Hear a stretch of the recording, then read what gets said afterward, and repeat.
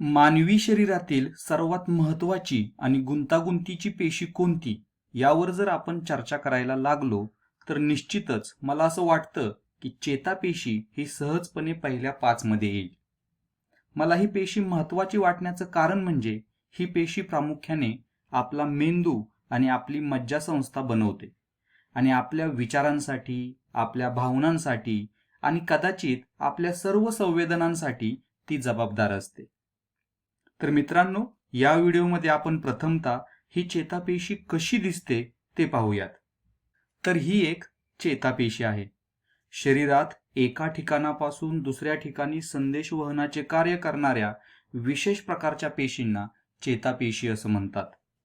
तर या चेतापेशीचा हा जो मधला भाग आहे, या मधल्या भागाला म्हणतात पेशिकाय, सोमा. यामध्ये केंद्रक असते, अगदी इतर पेशींमध्ये असते तसेच. या पेशिकायला चेतापेशीचं शरीर मानलं जातं.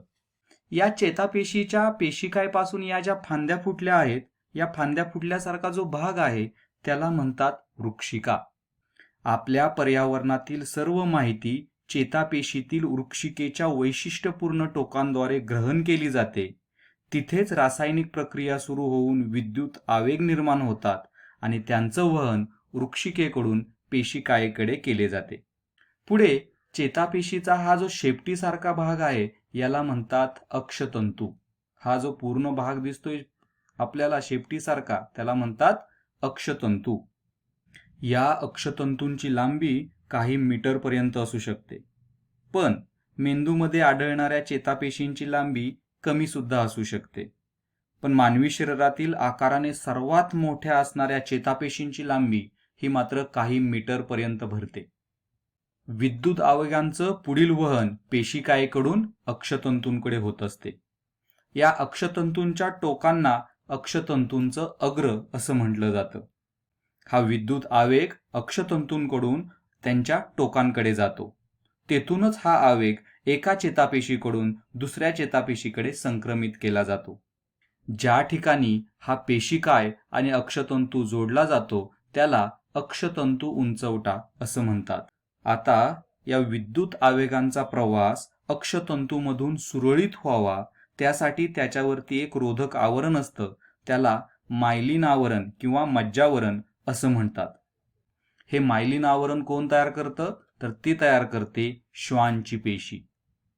आणि अक्षतंतूमधील या ज्या लहान जागा आहेत जेथे हे मायलिन आवरण नसतं त्याला म्हणतात रॅनवियरचा संकोच. तर आता इथे असं समजा की या वृक्षिकेच्या टोकांवरती इथं काही माहिती ग्रहण केली आहे. मग आता काय होतं, तिथेच रासायनिक प्रक्रिया होऊन विद्युत आवेग निर्माण होतात आणि त्यांचं वहन वृक्षिकेकडून पेशिकायेकडे, पेशिकायेकडून अक्षतंतूकडे आणि अक्षतंतूंकडून त्याच्या टोकाकडे होते. मग काय होतं, येथे अक्षतंतूच्या शेवटच्या टोकापाशी पोहोचलेला जो विद्युत आवेग आहे तो चेतापेशीला काही रसायने स्त्रवण्यास उद्युक्त करतो.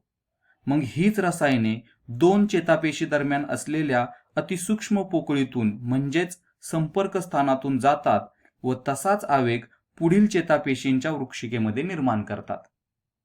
म्हणजे इथं आपण समजू शकतो दुसऱ्या कोणत्या तरी चेतापेशीच्या अक्षतंतूंच्या अग्राकडून या चेतापेशीच्या वृक्षिकेला काही आवेग मिळालेत. तेच आवेग ही चेतापेशी दुसऱ्या चेतापेशीला देत असते. मग अशा प्रकारे आवेगांचे शरीरामध्ये वहन होते आणि हे आवेग चेतापेशींकडून शेवटी स्नायूपेशी किंवा ग्रंथींकडे पोहोचवले जातात.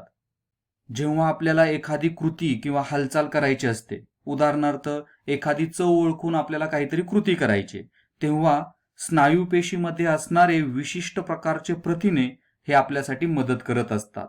याच प्रथिनांमुळे चेतांच्या विद्युत आवेगांचा प्रतिसाद देण्याची क्षमता ही स्नायूपेशींमध्ये निर्माण होते. तर शेवटी आपण असं म्हणू शकतो की विद्युत आवेगाच्या स्वरूपातील माहितीचे शरीराच्या एका भागाकडून दुसऱ्या भागाकडे वहन करण्याचं महत्त्वाचं काम ही चेतापेशी करत असते. इथेच थांबूयात. धन्यवाद.